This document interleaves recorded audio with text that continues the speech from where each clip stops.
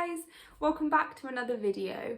I hope that everyone is having a good day. So today I thought that I would talk to you all a little bit about mental health and the methods, the strategies I've built up over the years to cope better with mental health and general well-being. So disclaimer, I'm not a medical professional, so these are just personally what I found helpful, and hopefully they can help you a little bit if you are struggling, or even if you're just trying to be the happiest version of you. So a bit of background, I have struggled with anxiety and episodes of depression since I was very young. I think since I was 11-ish is when it really got bad, and I'm 22 now, so I've had quite a long time of dealing with it all, and I'm currently in the best place mentally I've been in probably ever. So that's good. And these are just some things that over the years I have tried and have found helpful. So my first piece of advice is write it down, whether that be daily journaling or whether it's just in the moment. Personally, I don't journal every day.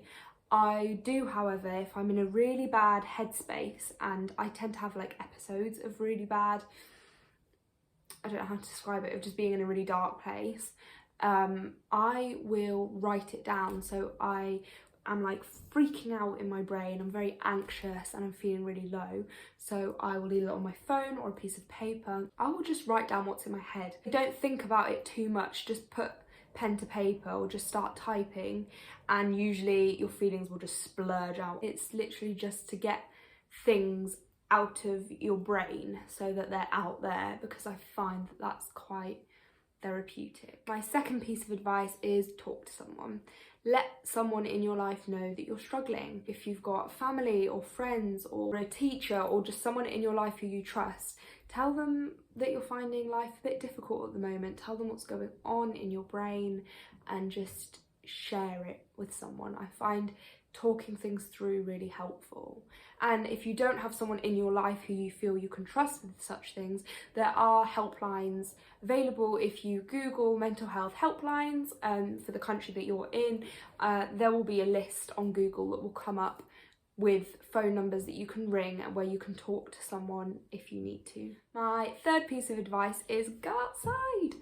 It sounds like such a basic thing, but honestly, if you go for a walk, if you just stretch in your garden, whatever it might be, if you go on a run, get some fresh air, I find that helps more with my anxiety. If I'm in a very anxious state, going outside, often actually where there's not a lot of people around, is helpful.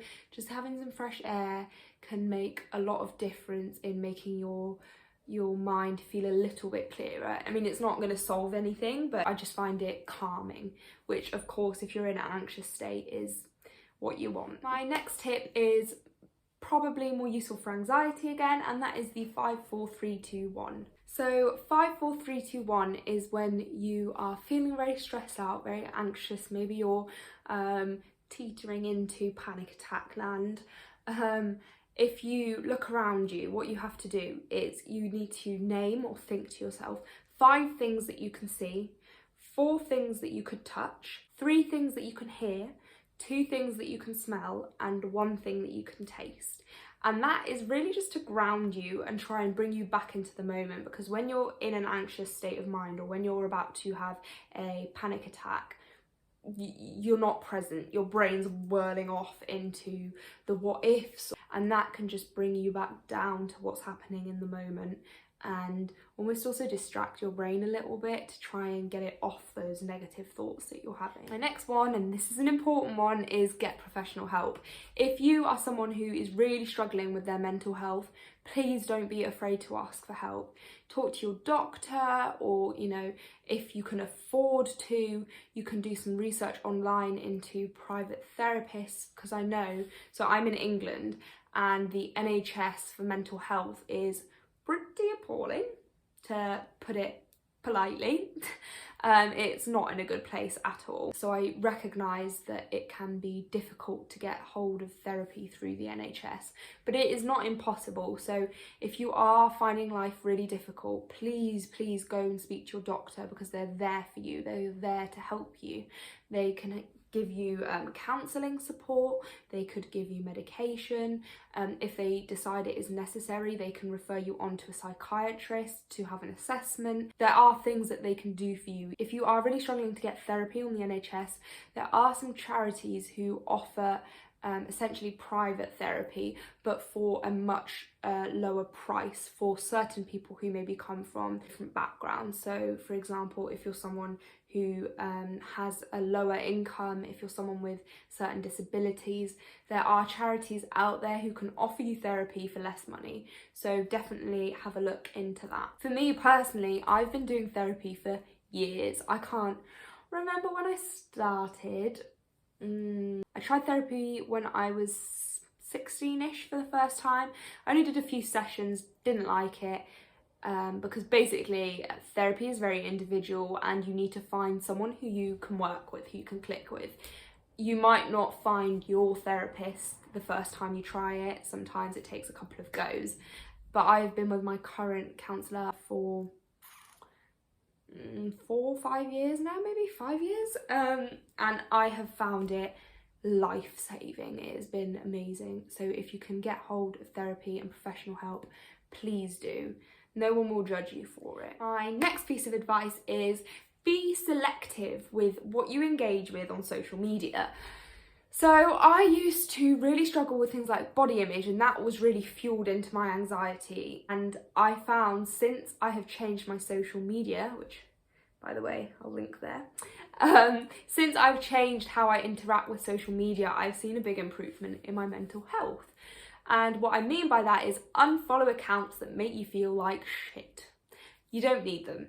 If you're following accounts that make you compare yourself all the time, that make you feel pressure to look and be a certain way, just unfollow them. It's a very simple step that can make a big difference. And instead, look for the accounts that make you feel empowered, that make you feel worthy, and that don't put pressure on you to look or behave or be a certain way.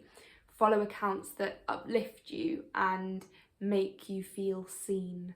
That makes so much difference, especially with the algorithm. The more you interact with certain content, the more it's going to come up on your explore page and your feed.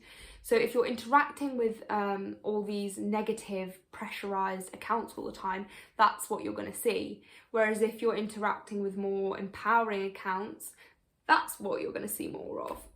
So definitely be careful with how you engage with social media. And if you're feeling really rubbish, don't engage with it at all.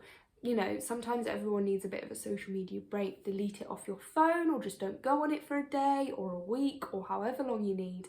Take time for you. My next piece of advice is affirmations. Now I know this is like a very trendy kind of popular thing at the moment, but honestly it can really help if you're consistent with it. I would say pick affirmations that are relevant to you.